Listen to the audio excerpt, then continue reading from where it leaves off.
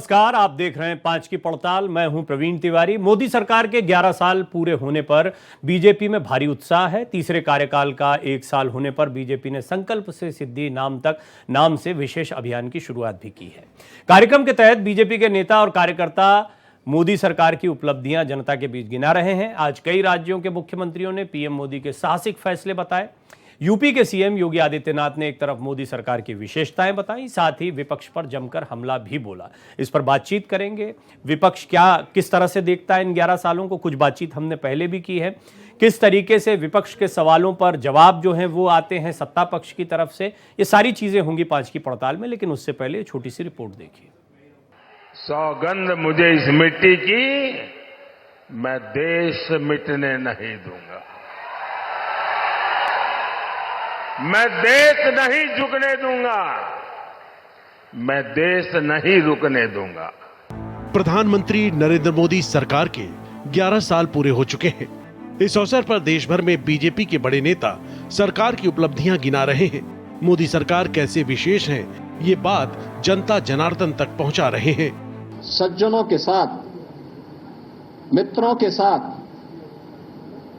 हम लोग शांति से, सौहार्द के साथ विकास की बात करेंगे।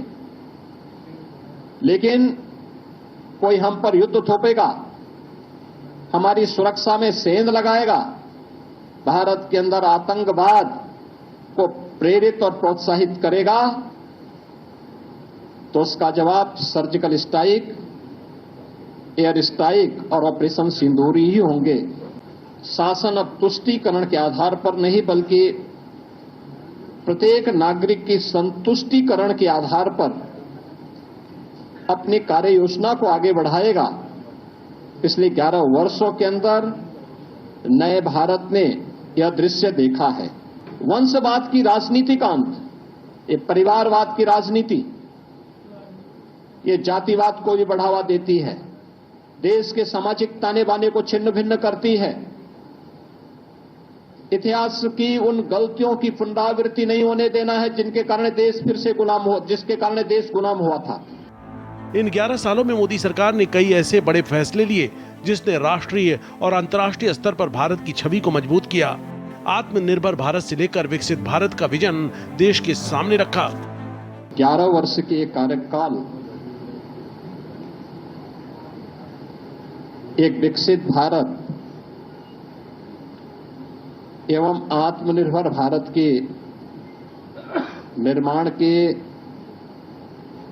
स्वर्णिम काल के रूप में जाने जाएंगे। 2014 तक भारत दुनिया की केवल 11वीं अर्थव्यवस्था बन गया था और वह अर्थव्यवस्था भी अस्थिर थी। पिछले 11 वर्ष में भारत दुनिया की चौथी बड़ी अर्थव्यवस्था बना है। पाकिस्तान को युद्ध में धूल चटाना हो या चीन को कड़ा मैसेज देना हो, मोदी सरकार ने समय आने पर कड़े फैसले लिए, क्योंकि नरेंद्र मोदी के लिए राष्ट्र सर्वोपरि है। Bureau report, Bharat express. आइए इस पर बातचीत करते हैं। देश के जाने माने अर्थशास्त्री शरद कोहली जी आज विशेष तौर पर जुड़ रहे हैं, क्योंकि अर्थव्यवस्था के विकास को देश के विकास में बहुत महत्वपूर्ण माना जाता है। शरद जी, आपका स्वागत है। डॉक्टर कौशल कांत मिश्रा वरिष्ठ प्रवक्ता हैं भारतीय जनता पार्टी के, वो भी मेरे साथ मौजूद हैं। कांग्रेस का पक्ष रखेंगे यश श्रीवास्तव, थोड़ी देर में जुड़ेंगे। कौशल कांत जी, आपका भी स्वागत है। तो शरद जी, शुरुआत आपसे। आर्थिक मोर्चे पर सबके जहन में एक ही सवाल आता है, और विपक्ष की तरफ से मैं संभावित जो सवाल हैं वो पहले ही रख देता हूं कि महंगाई की मार बड़ी है और हम अपनी और भी बहुत सारे पैमाने पर वो आंकड़े गिनाते हैं। हालांकि हम ये देखते हैं कि हमारी बाइंग कैपेसिटी बढ़ी है। आप एक कार्यक्रम के दौरान बता भी रहे थे, उस पर आपने विस्तार से बातचीत को रखा था। ओवरऑल आप देश की अर्थव्यवस्था का आकलन, जब हम कहते हैं 4th लार्जेस्ट इकोनॉमी हम बन चुके हैं, उस समय पर आम आदमी की जिंदगी पर इसका क्या असर पड़ा, वो थोड़ा सा बताएं। नमस्कार डॉक्टर प्रवीण और मेरे सह पैनलिस्ट और भारत एक्सप्रेस के सभी दर्शकों को मेरा अभिवादन। देखिए, आप पहले जो विपक्ष सवाल उठाता है, क्योंकि विपक्ष है नहीं तो हम उनके सवालों से चल पड़ते हैं। देखिए, कभी भी किसी को 10 में से 10 नंबर तो मिल नहीं सकते हैं, ये आप स्वीकार करेंगे।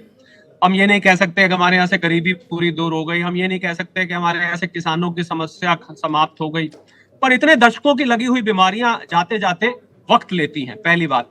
दूसरी बात, जो जरूरी बात, 1947 से लेके और 2014 तक 67 सालों में, ध्यान दीजिएगा, हम $2 ट्रिलियन तक पहुंचे थे। $2 ट्रिलियन, $2 ट्रिलियन होता है, $1 ट्रिलियन होता है 85 लाख करोड़ रुपए, हम 170 लाख करोड़ रुपए तक पहुंचे थे। जो लोग डॉलर नहीं सुनना चाहते, रुपए में सुन ले। और 2014 से 2025 तक हम उससे दुगने हो गए। तो जो हमने 67 साल में पाया, वो हमने 11 साल से ज्यादा पा लिया। तो ये आंकड़े झूठ नहीं बोलते हैं। आंकड़े, कुछ लोग कहते हैं आंकड़े छुपाने वाली चीज नहीं है। अब कोई व्यक्ति ये प्रश्न करता है कि सिकंदर ने पोरस से की थी लड़ाई, तो मैं क्या करूं? अब भाई, देश की अर्थव्यवस्था, जीडीपी डबल हो गई, तो मैं क्या करूं? तो उसके लिए मेरा जवाब है कि आप अपनी व्यक्तिगत अर्थव्यवस्था पर एक बार दिल पे हाथ रख के झांक के देखिए। आप, जहां हमारी लोग की ना मेमोरी बहुत शॉर्ट होती है डॉक्टर प्रवीण, हम लोग बहुत ज्यादा दिन तक कुछ याद नहीं रख पाते हैं, पर अर्थशास्त्री होने के नाते मुझे याद रहता है, और लोग भी याद करने की कोशिश करेंगे तो उनको याद आ जाएगा। 2014 में आपकी व्यक्तिगत अर्थव्यवस्था कहां पर थी और आज आप कहां पर हैं? आपको अपनी व्यक्तिगत आर्थिक स्थिति में कोई अंतर नजर आता है? इस बात का जवाब आप खुद से मांगिए। कोई झूठ बोलना चाहता है डॉक्टर प्रवीण तो बात अलग है, पर अगर सच में अपने जहन पे हाथ रख के, अपने दिल पे हाथ रख के करे, तो बहुत अंतर आया है। IMF ने 2 दिन पहले सर्टिफाई किया कि हमारे यहां से जो अत्यंत गरीबी थी वो 27% से घट के 5% रह गई। मैं अगर स्कीम्स का नाम गिनाऊं तो आपका बाकी का शो इसी में चला जाएगा, बाकी पैनलिस्ट को बोलने का मौका नहीं मिलेगा। Startup India, stand up India, Ujjwala योजना, मुद्रा योजना, आयुष्मान भारत, PM आवास, जल से नल, इतनी लंबी लिस्ट है जिसने लोगों के जीवन में सुधार किया है। और नीति आयोग की रिपोर्ट कहती थी कि हमने 25 करोड़ से भी ज्यादा लोगों को मल्टी डायमेंशनल पॉवर्टी इंडेक्स से बाहर निकाला। मैं ये नहीं कहता कि उनके बैंक बैलेंस लाखों रुपए हो गए, पर उनका लिविंग स्टैंडर्ड, उनको एजुकेशन की फैसिलिटीज, उनको हेल्थ की फैसिलिटीज, आज आयुष्मान भारत के जरिए 5 लाख रुपए का आपको बीमा मिल रहा है, आपको कोई भी इलाज फ्री हो जाता है। बहुत बड़ा कारण होता है गरीबी का, अगर आप बीमार घर में कोई पड़ जाता है। गरीब कल्याण योजना हो, मैं समझता हूं सबसे बड़ा जो अंतर पड़ा है, जो देश से गरीबी कम करने में, अगर कोई मुझसे पूछे अर्थशास्त्री होने के नाते, मेरा आकलन और मेरी टीम का आकलन ये कहता है डॉक्टर प्रवीण कि जो इंफ्रास्ट्रक्चर, बुनियादी ढांचे पर जो खर्च किया गया है पिछले इतने सालों में, उसने बहुत बड़ा फर्क डाला है, बहुत बड़ा फर्क। Got it sir. आप जो जितनी योजनाएं बता रहे हैं उनकी डिटेल्स भी चल रही हैं, और थोड़ा सा, क्योंकि यश श्रीवास्तव मेरे साथ जुड़ गए हैं। यश भाई, स्वागत है आपका भी। डॉक्टर मिश्रा, मैं आपके साथ आपके पास पहले आना चाह रहा था, लेकिन अब क्योंकि जुड़ गए हैं, शरद जी ने जो बातें कही हैं, मुझे लगता है कि थोड़ा आप तक आने से पहले यश श्रीवास्तव जी कुछ बोल देंगे तो थोड़ा आपके पास भी बोलने को होगा। तो यश भाई, मुझे लगता है, पूरी उम्मीद है कि शरद जी जो कि अर्थशास्त्री हैं, उनकी बात को आपने सुना। 47 से लेकर 14 तक हम जहां थे, उतना ही हमने 14 से लेकर अभी तक ये 11 साल के कार्यकाल में देख लिया है। तो ये अपने आप में एक आंकड़ा है, मोटे तौर पर दिखाता है। आप लोगों की तरफ से आमतौर पर प्रश्न आता है कि महंगाई है, व्यक्तिगत जीवन देखिए, आम आदमी को देखिए, तो उसमें भी शरद जी का ये कहना है कि आप अगर ईमानदारी से देखें और अगर सच सच बोलें तो हम सबकी जीवन में परिवर्तन आया है, बाइंग कैपेसिटी आम लोगों की बढ़ी है।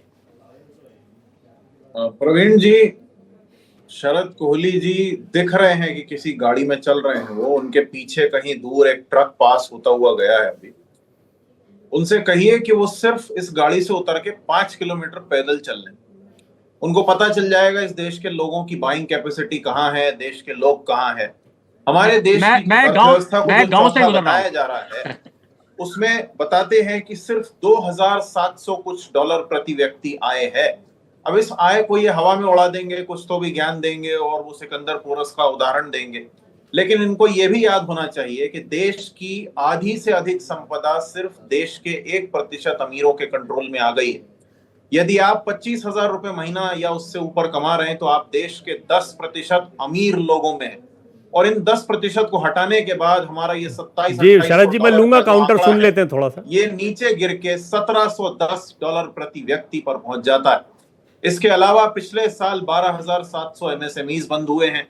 हमारे 56% से ज्यादा IIT IIM बिना फैकल्टी के चल रहे हैं। जिस IIT IIM को पूरे देश में लोग एक बेंचमार्क मानते थे कि भाई इससे पढ़ा हुआ बच्चा किसी अच्छी जगह जाएगा, वो भी अब प्लेसमेंट नहीं दे पा रहा है। यहां पर एक बड़े IIM की खबर आई थी जिसमें प्लेसमेंट हुआ ही नहीं। अरे 56% लोगों के पास फैकल्टी नहीं है तो प्लेसमेंट कहां से होगा? यह हमारा सच है। एम्स दरभंगा बना देने से और सन 83 के प्रोजेक्ट पे जाके झंडा हिलाने से पहलगाम और मणिपुर की समस्या हल नहीं होती। और यदि और भी किसी को शंका हो तो आज ही एक बहुत बड़ी खबर आई है। एक छात्र था अमेरिका में, उसके साथ जो व्यवहार हुआ है वो इनके तमाम दावों की पोल खोलता है। यदि हमारी साख देश विदेश में थी तो हमारे लोगों के साथ ऐसा व्यवहार नहीं होना चाहिए था, जिसका उदाहरण है देवयानी खोबरगाड़े का केस। उनके ऊपर जो भी आरोप था उसके बावजूद भारत सशक्त उनके साथ खड़ा हुआ और उनके साथ दोबारा कोई दुर्व्यवहार नहीं हो पाया। ठीक। यहाँ हमारे लोगों को बेड़ियों में भेजा जा रहा है, घसीटा जा रहा है जमीन पे, और हम कुछ नहीं बोल पा रहे। तो ये जुमला 11 की तारीफ जिसको करनी हो करता रहे, सच कुछ अलग है। ठीक जी, शरद जी एक क्विक काउंटर।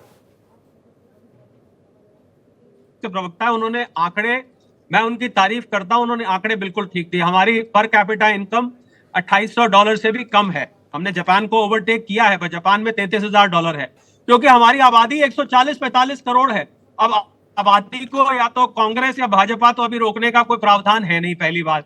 दूसरी बात, उन्होंने कहा 90% लोग भारत में 25,000 रुपए से कम कमाते हैं। बिल्कुल सही बात है। देखिए, हम जब अर्थव्यवस्था का आकलन करते हैं तो हम एक तुलनात्मक दृष्टि से करते हैं। इसको अंग्रेजी में हम कहते हैं रिलेटिव टर्म्स में, कि पहले के मुकाबले क्या सुधार हुआ है। अब 10 में से 10 नंबर तो मैंने आपको शुरुआत की थी अपने वक्तव्य की, मैंने बोला था 10 में से 10 नंबर तो किसी को भी नहीं दे सकते। अमेरिका जो दुनिया की सबसे बड़ी अर्थव्यवस्था है, वहां देखिए इस टाइम क्या हालत है। वहां के राष्ट्रपति के खिलाफ विरोध हो रहा है वगैरह वगैरह। खैर, उसमें नहीं जाते, बात भारत की हो रही है।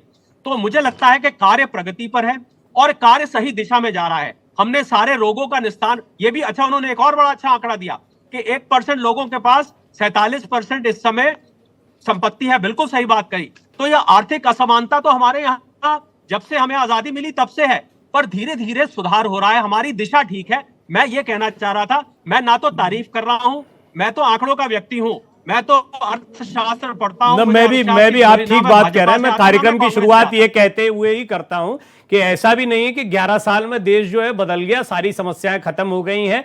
रिलेटिव टर्म्स में आपने ठीक कहा, हमें कंपैरेटिव एनालिसिस जब करते हैं तब हम ये पाते हैं कि पहले के मुकाबले रफ्तार कितनी है, जब नेतृत्व क्षमता पर चर्चा करनी हो। लेकिन डॉक्टर मिश्रा, जिस तरीके से सरकार ने कार्य किया है या जिस तरीके से आप लोग बता भी रहे हैं, आपके मुख्यमंत्री बता रहे हैं, तो अपेक्षा बढ़ जाती है। फिर ये लगता है कि दिखाया तो यही जा रहा है कि सब कुछ ठीक हो गया है और अब हम बहुत तेजी से विकसित देश बनने की तरफ अग्रसर है, जो लक्ष्य रखा भी गया है।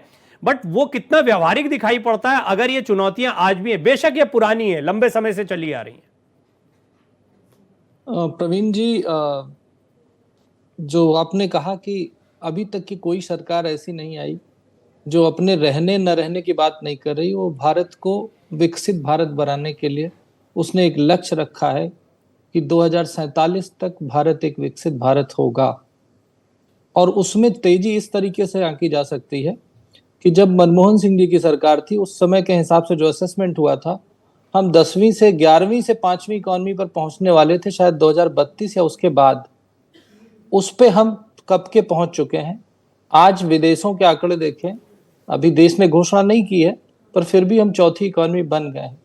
कोविड के बाद 3 साल से लगातार भारत एक fastest growing economy of the world है।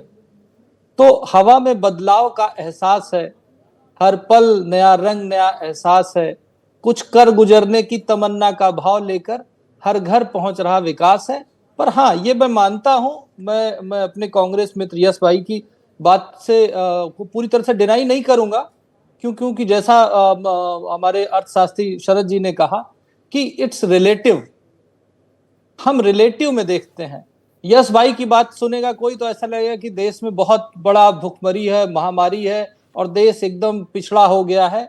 लेकिन उसी भाव के साथ यश साहब की क्रिटिसिज्म, कांग्रेस का विरोध, उसके बाद भी पिछले 3 चुनावों से भारत की जनता इसी विकास पे भरोसा कर रही है। मोदी जी के नेतृत्व में जो देश आगे बढ़ रहा है, शायद पहले से बेहतर बढ़ रहा है। यही वजह है कि हर बार, अभी तक 3री बार प्रधानमंत्री बने मोदी जी, इसके पहले जवाहर जी बने थे। इस पर इनका एक ही काउंटर आएगा, वो मैं पहले ही पूछ लेता हूं, फिर यश श्रीवास्तव बोलेंगे। डॉक्टर मिश्रा ये बोलेंगे, ये अभी कहें नहीं, मैं आप ही के पास आप ही से पूछ रहा हूं। डॉक्टर मिश्रा ये अभी कहेंगे कि आपको इस बार कम सीटें मिली हैं, इसका मतलब आप ही की कही हुई बात में एक बात ये छिपी है कि क्या इस बार विश्वास कम हो गया? देखिए, ये तो राजनीति है, राजनीति रंग बदलती रहती है, उस पे मैं न जाते हुए आंकड़ों की बात कर लेता हूं। हम 5वीं इकोनॉमी हो चुके हैं, जापान को पीछे छोड़ने करके चौथी इकोनॉमी हो चुके हैं। दुनिया में चौथे नंबर का ऑटोमोबाइल मैन्युफैक्चरिंग जर्मनी को पीछे छोड़ करके बन गए हैं। तीसरे नंबर का इलेक्ट्रिकल प्रोडक्शन आज दुनिया में हम कर रहे हैं रूस को पीछे छोड़ करके। सेकंड नंबर की मोबाइल यूनिट, सेकंड नंबर का स्टील प्रोडक्शन, सेकंड नंबर का टेक्सटाइल क्रमशः वियतनाम, जापान और इटली को पीछे छोड़कर एक हो चुके हैं। दुनिया में सबसे ज्यादा चीनी प्रोडक्शन का उत्पाद हम कर रहे हैं। एक 315 मेडिकल कॉलेज बना चुके हैं। 80 करोड़ को लोगों को अनाज दिया जा रहा है। 25 नए एम्स बन गए हैं। 70 नए एयरपोर्ट बने हैं। 3 गुने आईआईटी इंस्टीट्यूट बने हैं। मेडिकल सीट डबल हो गई है। 70,000 किलोमीटर के हाईवे बन चुके हैं। अब हर जगह बात ये नहीं है। अब मेरे मित्र थोड़ा खिन्न से हो रहे हैं, ठीक है, वो पार्टी की बात आप रखिए, पर आप जब अपने घर से निकल करके, मैं जौनपुर का रहने वाला हूं, जौनपुर से रह करके जब मैं दिल्ली अपने घर की तरफ पहले आता था तो मुझे मालूम मैं कैसी सड़कों से आता था।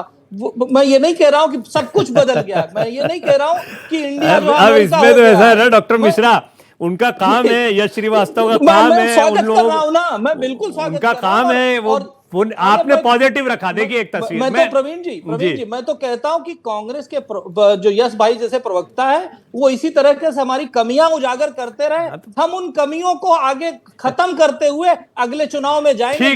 ठीक है सर। अब एक पहलू, यश श्रीवास्तव जी, ठीक है, मैं मानता हूं और ये बात सही है कि अभी मैं या शरद जी कोई भी नकारात्मक पहलुओं को रखना शुरू करें तो हम देश की समस्याओं को रख सकते हैं। हमने पहले भी कहा कि देश में समस्याएं खत्म हो गई, ऐसा तो है नहीं, कहीं भी खत्म नहीं होती। आप अमेरिका में भी समस्याएं निकाल कर रख सकते हैं, बेशक सबसे बड़ी इकोनॉमी, विकसित देश है। आप चीन की बहुत सारी समस्याएं रख सकते हैं, भारत में भी समस्याएं हैं, लेकिन कुछ जो सकारात्मक पहलू रखे जा रहे हैं इनको कैसे आप देखते हैं? मतलब ये हम डिनाई नहीं कर सकते कि इंफ्रास्ट्रक्चर डेवलपमेंट हुआ है, ये हम डिनाई नहीं कर सकते कि युवाओं के लिए stand up, startup, make in India, ये जितनी भी और प्रभावी होना चाहिए, लेकिन इनकी शुरुआत हुई और इससे कई युवाओं को अवसर भी। तो मैं चाहता हूं कि आप थोड़ा ये जो सकारात्मक वाला पहलू है इस पर भी एक नजर डालें ना। प्रवीण जी, मुझे पूरी उम्मीद है, विश्वास है कि आप लग्जरी कार में जरूर बैठे होंगे। किसी भी लग्जरी कार में जब हम बैठते हैं तो हम इस बात पर ध्यान नहीं देते कि हमें कितने सारे फीचर्स मिल रहे हैं, सीट बढ़िया है, एसी अच्छा चल रहा है, बटन अच्छी क्वालिटी के हैं, लेकिन अगर खिड़की ऊपर नीचे करने में आवाज करती है ना तो वो हमें शिकायत होती है, क्योंकि हमें उस लग्जरी से इतनी उम्मीद है।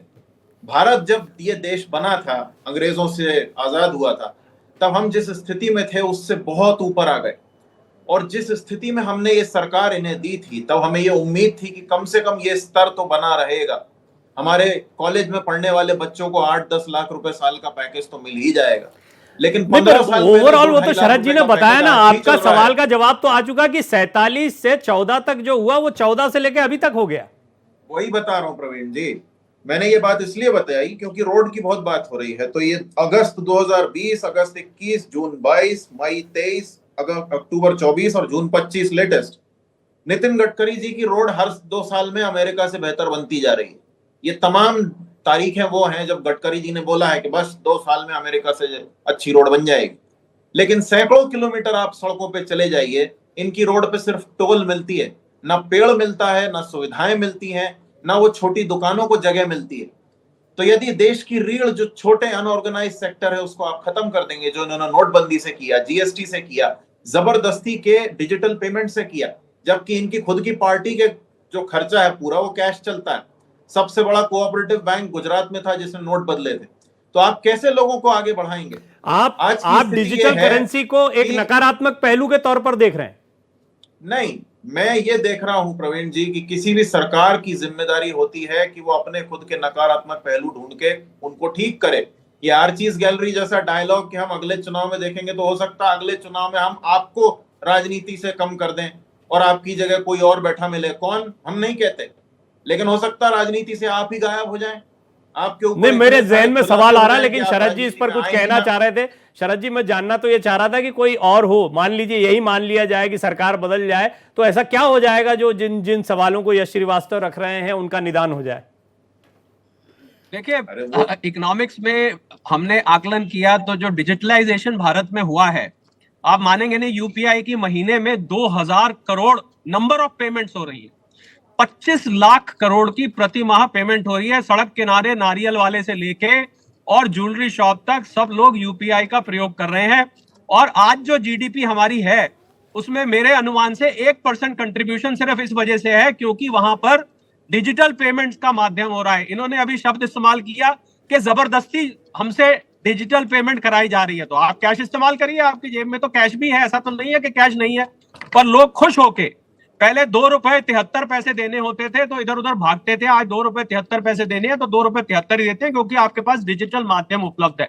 देखिए, मैं एक सलाह देना चाहूंगा निजी, अब मैं अर्थशास्त्री के अपने जूते से निकल के एक आम नागरिक बन जाता हूं। मैं राजनीति से नहीं आता, मैं एक आम नागरिक। सुन लेते थोड़ा सा आप ही के पास। मैं विपक्ष को एक सलाह देना चाहूंगा, हाथ जोड़ के बहुत बहुत विनम्रता से सलाह देना चाहूंगा कि अगर आपको बीजेपी को सत्ता से हटाना है, जब भी उनकी मन में मंशा तो यही होती है विपक्ष की कि इनको सत्ता से हटा के हम आ जाए यहां पर, तो अगर ये सकारात्मक आलोचना करेंगे, जिसको हम कंस्ट्रक्टिव क्रिटिसिज्म कहते हैं अंग्रेजी में, तो ये जल्दी सत्ता में आ पाएंगे। मैं बहुत ऐसी बात कह रहा हूं जो जनता के दिल की बात है, क्योंकि हर कदम को ये नकारात्मक बताते हैं।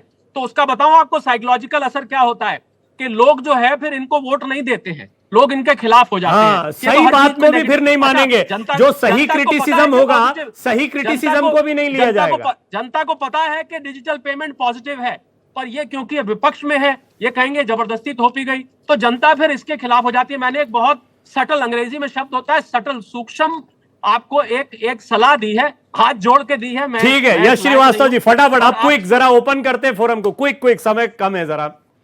यश जी। प्रवीण जी, देखिए, कंस्ट्रक्टिव क्रिटिसिज्म एक बहुत अच्छा सुंदर लगने वाला फ्रेज है।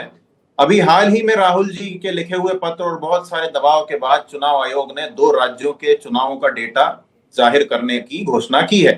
तो जब ये सब हो जाएगा, जब हम 99% बैटरी की बात समझ लेंगे, सब कुछ हो जाएगा, तब इस बात पर जरूर चर्चा करेंगे। फिलहाल मैं ये याद दिलाना चाहता हूं कि 11 साल में, या छोड़िए पूरे 75-80 साल में, कभी भी ऐसा नहीं हुआ कि हमारे नागरिकों को बेड़ियों में बांध के भेजा गया हो या वो व्यवहार हुआ हो जो आज एक छात्र के साथ हुआ है। तो आपकी सारी बातें, क्योंकि अब कोहली जी अर्थशास्त्री से हटके नागरिक की बात कर रहे हैं, तो मैं नागरिक के तौर पर कहता हूं कि जिस देश की अर्थव्यवस्था ऊपर होती है असल में, उसके नागरिकों के साथ ऐसा व्यवहार नहीं होता जो आज हो रहा है। तो हमें थोड़ा सच देखना भी चाहिए। ये कंस्ट्रक्टिव क्रिटिसिज्म और सुंदर बातें हम ग्रीटिंग कार्ड बनाने वालों के लिए छोड़ देते हैं। ये बात आपने कही जी। डॉक्टर मिश्रा, इस पर मैं चाहूंगा अंतर्राष्ट्रीय संबंधों को लेकर, हालांकि इस पर आप लोगों का अपना एक अलग पहलू रहता है, लेकिन कुछ मुद्दे यहां पर यश श्रीवास्तव जो उठा रहे हैं, मैं चाहूंगा उस पर आप अपनी बात रखें। देखिए, जिस खबर की बात यश भाई कर रहे हैं, उस तरह की खबर अगर जो आ रही है वो राष्ट्रीय लेवल पे, किसी भी भारतीय के लेवल पे, तो मैं कभी भी उसको बर्दाश्त नहीं करूंगा। ठीक, और ऐसा नहीं होना चाहिए। यश ने बात की थी देवयानी खोपरगढ़े की, तो पहले तो ये समझना पड़ेगा यश भाई, देवयानी खोपरगढ़े खुद एक आईएफएस ऑफिसर थी और उनके साथ वो नहीं हो सकता जो किसी भी के भी साथ हो सकता है। उनको एक स्पेशल ट्रीटमेंट दिया जाएगा बिकॉज उनके पास एक डिप्लोमेटिक पासपोर्ट होता है। तो डिप्लोमेटिक इम्यूनिटी सबको होती है, पर मैं ये भी मानता हूं कि अभी हमें यह नहीं मालूम कि जिस छात्र के बारे में कहा जा रहा छात्र है, वी डोंट नो, ठीक, कि उसके ऊपर क्या क्राइम के चार्जेस हैं। अगर किसी भी अपराधी को, अगर मैं इस विषय पर अगर मैं चर्चा कर रहा होता तो इस पर थोड़ा लंबा जाते हैं यश भाई, लंबा जाएगा। मैं इसमें कुछ चीजें, चूंकि बात विकास, ओवरऑल मुझे बताइए एक अब एक संक्षेप में चलते चलते मुझे बताइए डॉक्टर मिश्रा, अंतरराष्ट्रीय संबंधों में अगर हम चौथी सबसे बड़ी इकोनॉमी है तो वो दबदबा 2 तरीके से, एक तो हमको कॉम्पिटिटिव नजर से देखा जा रहा है, हमसे घबरा कर अब लोगों के रिश्ते बदल रहे हैं, हम किसकी तरफ जाएंगे की सोच ज्यादा है, चाहे वो अमेरिका की हो, चाइना की हो, रशिया की हो, क्योंकि यही बड़ी ताकतें हैं जिनके बारे में ज्यादा चिंता की जाती कि ये हमसे कैसा व्यवहार कर रहे हैं। देखिए प्रवीण जी, अगर ग्लोबली मोदी जी की छवि नहीं होती, या देश के, मोदी जी क्या है, देश के प्रधानमंत्री हैं और वो भारत की छवि को रिफ्लेक्ट करते हैं, और देश के प्रधानमंत्री को अगर ग्लोबली अभी तक का सबसे मोस्ट फेवरेट लीडर का अवार्ड मिल रहा है, इससे पता चलता है। दूसरे अभी जो पाकिस्तान के साथ ऑपरेशन, कहां से लाते हैं बाद में देख लीजिएगा, अरे देख लीजिएगा भाई, किसने दिया अवार्ड, कहां से लाया आप ये अवार्ड? अरे अवार्ड का मतलब बता दीजिए। लीडर ऑस्कर ने दिया है, नोबेल ने दिया है, किसने दिया है? प्लीज यस भाई ये गलत तरीका है ना, मैं आपके बीच में बिल्कुल नहीं बोलता। पूछ रहा हूं ना भैया, कहां से किसने मैं दिया यही तो बोल रहा हूं ना भाई मेरे, अभी तक ग्लोबल में बेस्ट लीडर का अवार्ड किसके पास है? ग्लोबल लीडरशिप में मोदी जी के पास है, मोस्ट फेवर्ड है। इसमें कौन सी नई बात है? मैं नया थोड़ी बता रहा हूँ। ऐसे अवार्ड नहीं बढ़ता रहता है प्रधानमंत्री। यस भाई प्लीज मैं बता देता हूँ, अभी अभी आपको डेटा भी भेज दूंगा। प्रवीण जी आप ये देखिए, अभी ऑपरेशन सिंदूर हुआ नहीं, अगर यश भाई आप अंतरराष्ट्रीय रिकॉग्निशन को मानते हैं तो जितने देशों ने उन्हें सर्वोच्च नागरिक सम्मान दिया आपको उसकी भी वैल्यू करना चाहिए। देश में ये तो आंकड़ा सबके सामने है कि सबसे ज्यादा सर्वोच्च नागरिक सम्मान वीजा रद्द कर दिए हैं प्रवीण जी। अभी आप दूसरे पहलू पर चले गए। अभी आप कह रहे थे किसने दिया है, अगर किसने दिया है पर जाएंगे। सर्वोच्च नागरिक सम्मान कई राष्ट्रों ने, उसकी तो लंबी फहरिस्त है कितने रिजेक्ट हो रहे हैं हमारे देश के पासपोर्ट की रैंकिंग हमारे खिलाफ। ओवरऑल मुझे लगा चर्चा दिलचस्प थी, पहलू यश श्रीवास्तव की तैयारी अच्छी थी, कई चीजें लेकर। डॉक्टर मिश्रा समय इतना ही था, हम थोड़ा और एक्सीड भी कर गए, क्षमा चाहूंगा। शरद जी आप भी यात्रा को आगे बढ़ाइए, बहुत बहुत धन्यवाद आपका। डॉक्टर मिश्रा आपका धन्यवाद, यश भाई आपका धन्यवाद। 11 साल पूरे हुए हैं। देखिए 10 में से 10 नंबर नहीं दिए जा सकते, जैसा शरद कोहली जी ने कार्यक्रम की शुरुआत में ही कहा था, लेकिन यह बात भी सही है कि नजरअंदाज नहीं किया जा सकता कि इन 11 सालों में देश में कई क्षेत्रों में जबरदस्त विकास भी हुआ है। 5 की पड़ताल में इतना ही। बने रहिए भारत एक्सप्रेस के साथ।